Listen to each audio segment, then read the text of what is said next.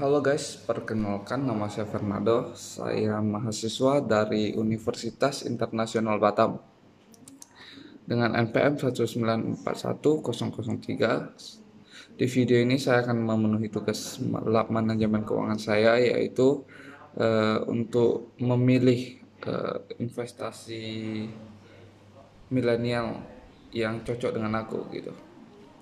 Oke, jadi ada 3 jenis investasi milenial, yaitu ada saham, ada reksadana, dan ada juga P2P lending.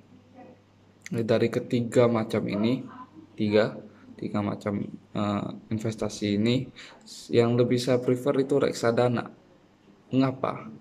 Kalau ditanya mengapa, akan saya jawab di akhir video. Sekarang kita lanjut ke pengertiannya dulu.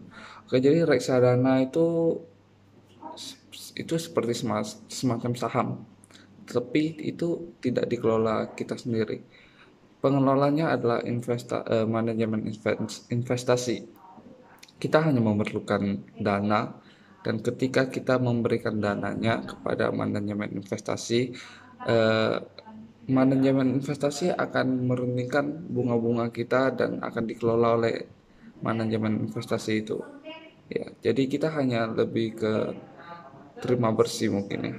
Ya, tetapi sebenarnya nggak sesimpel itu. Nggak cuma terima bersih, mungkin ada step-stepnya lagi gitu. Oke, jadi setelah itu apa sih jenis-jenis reksadana? Ada 6 jenis reksadana. Yang pertama adalah reksadana saham.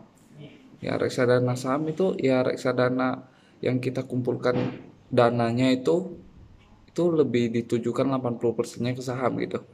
Ya, pergerakan sahamnya juga nggak bakal kita pantau sebenarnya, lebih lebih dikelola, lebih dipantau pergerakannya oleh manajemen investasi gitu.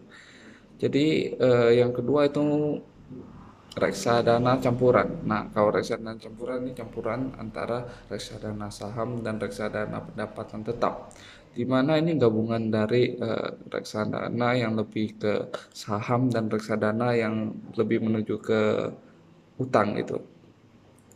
Ya, jadi yang ketiga itu reksadana pendapatan tetap ini reksadana yang lebih menuju ke hutang gitu loh.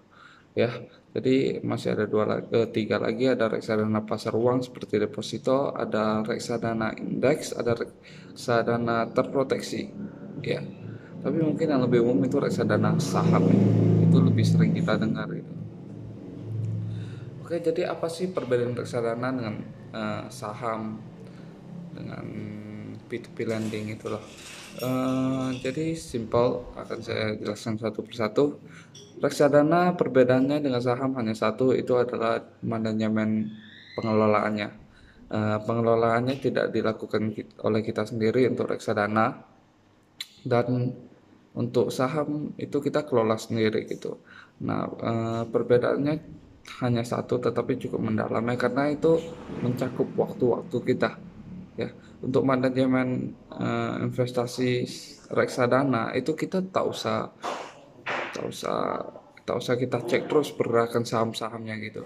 Nah, jadi misalnya kita yang bekerja, kita yang mungkin mempunyai kesibukan lain selain dari investasi ini sendiri, yaitu mungkin kita lebih prefer reksadana gitu loh, karena simple ya, karena simple.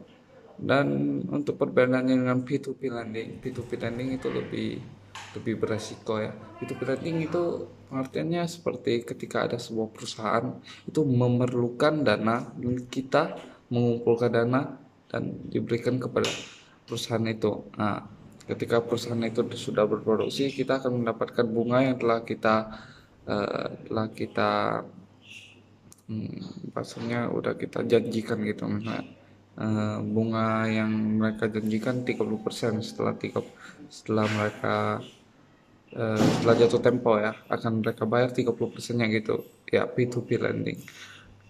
Jadi apa sih bedanya dengan reksadana? Reksadana itu ya mungkin pengertiannya agak jauh. Reksadana itu lebih ke pergerakan sahamnya, tetapi kalau P2P lending itu sudah pasti.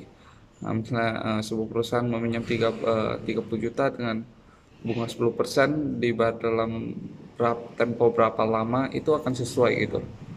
Nah, kalau untuk eh,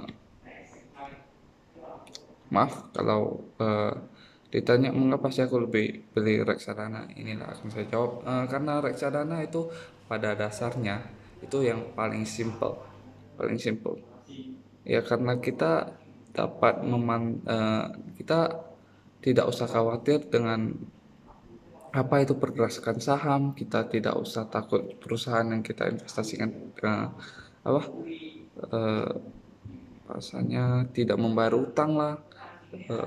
Ya kayak gitu, jadi reksadana itu jauh lebih simpel, kita hanya mungkin perlu sedikit waktu untuk memantau reksadana atau uang yang kita investasikan gitu.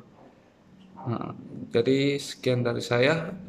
Jadi kesimpulannya simpel, saya memilih reksadana karena alasan simple. Ya, terima kasih, thanks.